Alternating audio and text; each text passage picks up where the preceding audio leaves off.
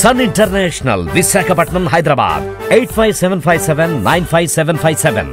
భారత రాష్ట్ర సమితి పరిస్థితి అగమ్య గోచరంగా మారిపోయింది. అసెంబ్లీ బడ్జెట్ సమావేశాల్లో ఆ పార్టీకి గళమెత్తడానికి అజెండాయే లేకుండా పోయింది.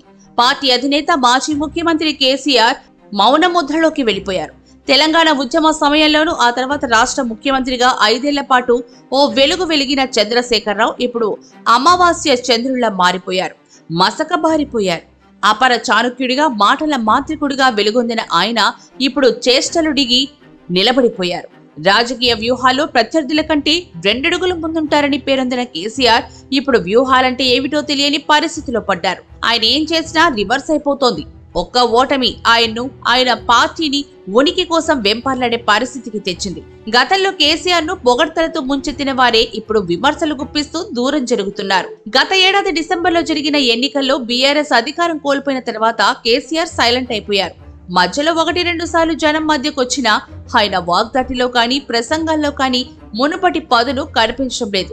ఢిల్లీ మద్యం కుంభకోణం కేసులో తన కుమార్తె కవిత అరెస్టు తర్వాత ఆయన రాజకీయ వ్యూహాలన్నీ పక్కదారి పట్టాయి అన్న విమర్శలు సొంత పార్టీ నుంచే వస్తున్నాయి.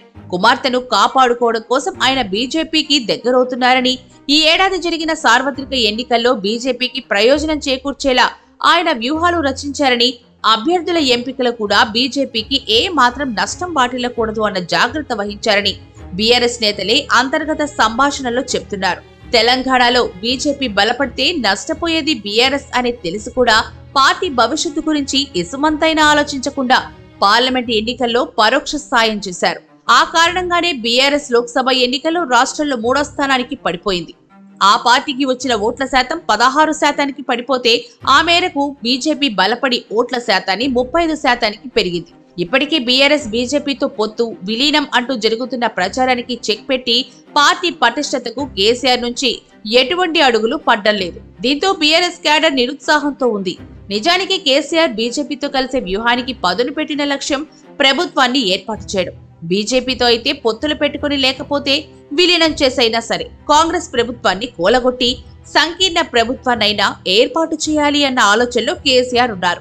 అధికారికంగా బీఆర్ఎస్ కు 38 మంది ఎమ్మెల్యేలున్నారు, బీజేపీకి 8 మంది ఉన్నారు. ఈ 2 పార్టీలు కలిసినా ప్రభుత్వాన్ని ఏర్పాటు చేయలేరు. కానీ కేసీఆర్ 60 మంది ఎమ్మెల్యేలను తీసుకొచ్చేందుకు సిద్ధంగా ఉన్నారని ఓ సీనియర్ నేత తనకు ఫోన్ చేశారని ఆయన గతంలో చెప్పారు. బీజేపీ తలుచుకుంటే ఆపరేషన్ కమల్ ప్రారంభిస్తే కాంగ్రెస్ ఎమ్మెల్యేల్ని ఆకర్షించడం పెద్ద పనేం కాదు అంటూ ఎక్కువ మంది భావన. ఈ ఆలోచనలతోనే కేసీఆర్ బీజేపీతో కలిసిపోయేందుకు సిద్ధమయ్యారని అంటున్నారు. ఇక మరోవైపు రేవంత్ సర్కార్ ఫుల్ స్పీడ్ లో ఉంది. ఒకవైపు బీఆర్ఎస్ ఎమ్మెల్యేలకు కాంగ్రెస్ కండువాలు కప్పడం, ఇంకోవైపు హామీల అమలుతో ప్రజాదరణ పెంచుకోవడంలో రేవంత్ సర్కార్ సక్సెస్ అయింది. అసెంబ్లీ సమావేశంలో కాంగ్రెస్ ప్రభుత్వాన్ని ఎండగట్టడానికి దోహదపడతాయని బీఆర్ఎస్ భావించిన అంశాల విషయంలో రేవంత్ సర్కార్ చాకచక్యంగా వ్యవహరించారు. రైతు రుణమాఫీని అమలు చేయడం, విద్యార్థుల డిమాండ్ మేరకు గ్రూప్ 2ను వాయిదా వేయడం ద్వారా బీఆర్ఎస్ అస్త్రాలుగా భావించిన అంశాలను నిర్వీర్యం చేసేశారు. రుణమాఫీ అమలుతో రైతులు, గ్రూప్ 2 రద్దుతో విద్యార్థులు హర్షం వ్యక్తం చేస్తున్నారు. రైతు బంధుల నిధులను రుణమాఫీకి మళ్లించారంటూ బీఆర్ఎస్ చేస్తున్న విమర్శలను పట్టించుకునే నాదుడే లేకుండా పోయాడు. దీంతో అసెంబ్లీ బడ్జెట్ సమావేశాల్లో ప్రభుత్వాన్ని ఇరుకున పెట్టేందుకు బీఆర్ఎస్ కు ఏ అవకాశం మిగల్లేదు.